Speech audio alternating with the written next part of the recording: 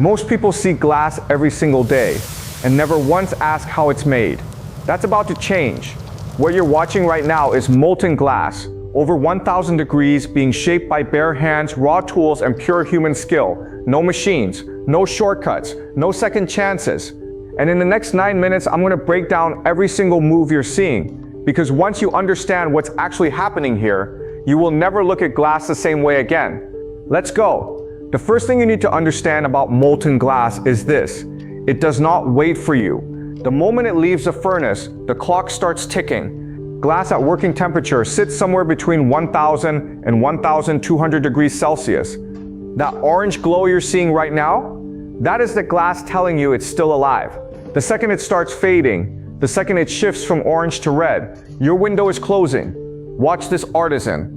He's pouring the molten glass directly from a blowpipe into a rectangular metal mold. This isn't guesswork. The amount he pours, the speed he pours it, every gram is calculated.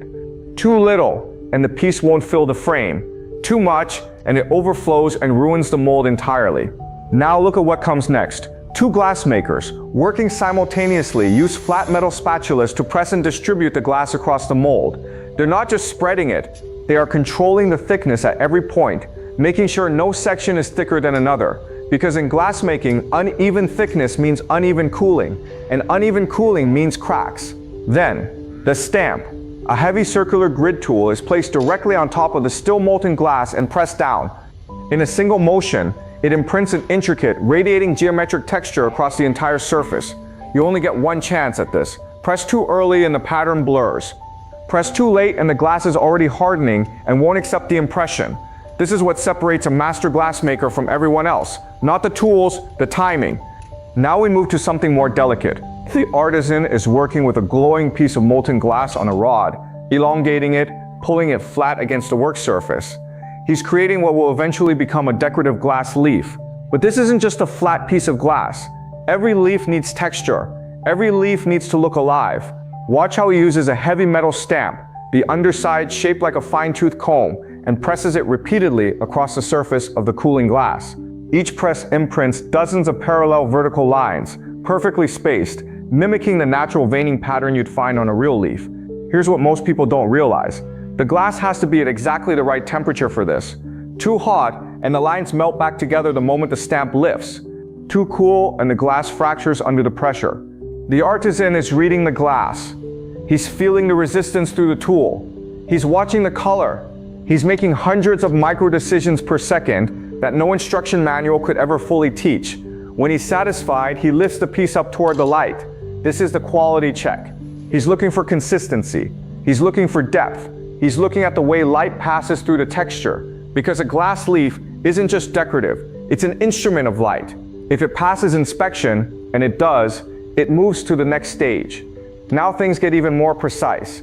A fresh mass of molten glass is laid flat onto a metal plate, but instead of stamps, this artisan reaches for something much more delicate: metal tweezers. What he does next is almost hypnotic. Using just the tips of those tweezers, he pinches the edge of the still soft glass and pulls, creating a sharp, serrated ridge. Then he moves a few millimeters and does it again, and again, all the way around the perimeter of the piece, building jagged, organic edges that look exactly like a leaf's natural border. This takes a level of hand control that most people spend years developing. The glass is cooling as he works. Each pinch has to be the same pressure, the same depth, pulled at the same angle. If he hesitates for even a second in the wrong spot, the glass sets before he finishes, and the entire piece is lost. Once the edges are done, a texture stamp is pressed down the center, creating what looks exactly like the central vein of a leaf, with smaller veins branching outward. But the final step is what makes this scene extraordinary. The artisan carries the flat glass leaf, still warm, still slightly flexible, to a wavy, undulating metal mold. He lays the piece across it carefully, and the glass, guided purely by gravity and its own residual heat, begins to drape over the curves. It settles into them. It conforms. What was flat becomes three-dimensional. What was rigid becomes organic. That's the magic of glass. You don't force it, you guide it. This is where the craft becomes art. The artisan begins with a clear, preformed ribbed glass sphere mounted on a rod. This is the core, the center of what will become a floral light fixture. Now he introduces a second element, a rod of hot orange glass, glowing intensely. He winds the orange glass around the sphere, carefully, methodically, and then uses shears to cut and shape individual sections into flower petals. Each petal is pulled outward and smooth, given a natural curve, a natural taper. The rod is spinning continuously the entire time. This is critical. Gravity is always pulling at the molten glass. The only way to keep the piece balanced, to prevent the petals from sagging or drooping, is constant rotation. Watch his hands. One hand keeps the rod moving in a steady rhythmic spin while the other shapes with the shears. It's a two-handed dance that doesn't stop until the piece is finished. Additional orange stems are then fused onto the back of the sphere, creating depth, creating dimension, making the fixture look like a bloom captured in perfect glass. When this piece is complete and mounted with a light source inside, the clear ribbed sphere acts as a lens. The orange petals glow. The light diffracts through every textured surface. What you end up with isn't just a lamp. It's a living, luminous flower. Speed and power, that's what this scene is about.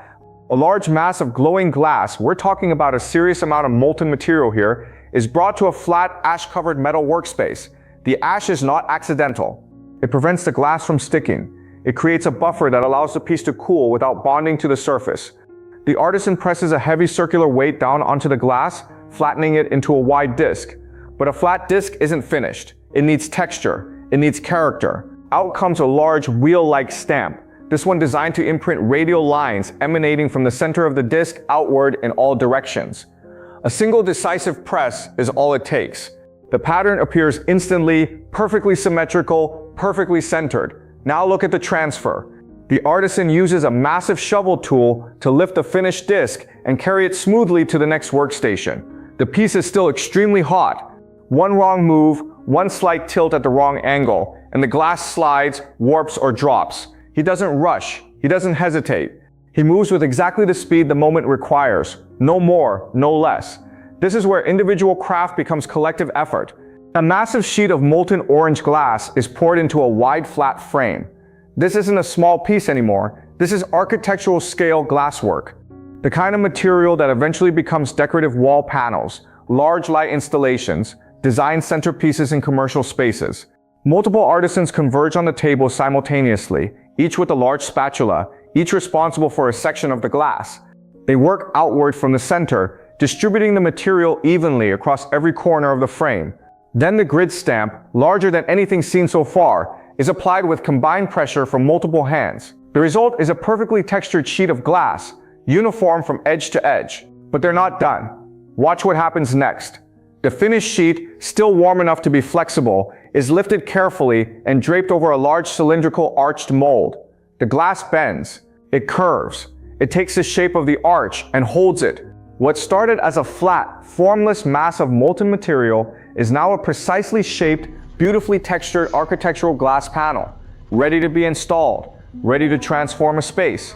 This is the oldest technique in glassmaking, and it is still, to this day, one of the most visually spectacular things you will ever watch a human being do. The artisan holds a blowpipe with a glowing glass bulb at the end. He uses the pipe to pull and elongate the glass, controlling its shape through a combination of rotation, gravity, and gentle breath. Then he lowers the red-hot bulb into a deep vertical floor mold. He holds it absolutely still, and then he blows. The air travels down 2 meters of metal pipe and inflates the molten glass from the inside, expanding it outward until it presses against every wall of the mold, perfectly filling the shape, perfectly conforming to every contour. And then the steam hits.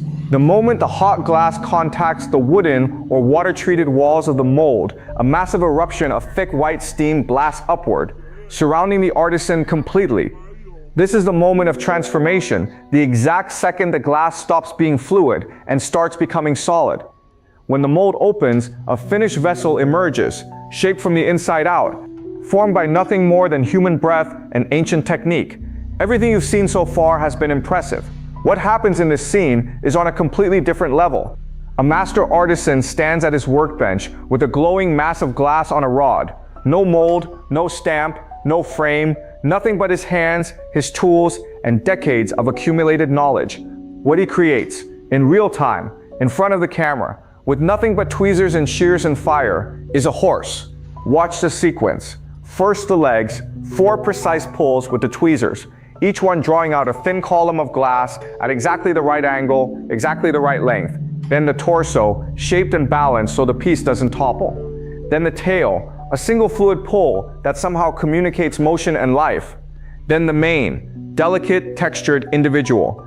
Every movement is irreversible. There is no undo. There is no going back. If he pulls too hard, the leg breaks. If he hesitates, the glass sets in the wrong position. If his angle is off by even a degree, the proportions collapse.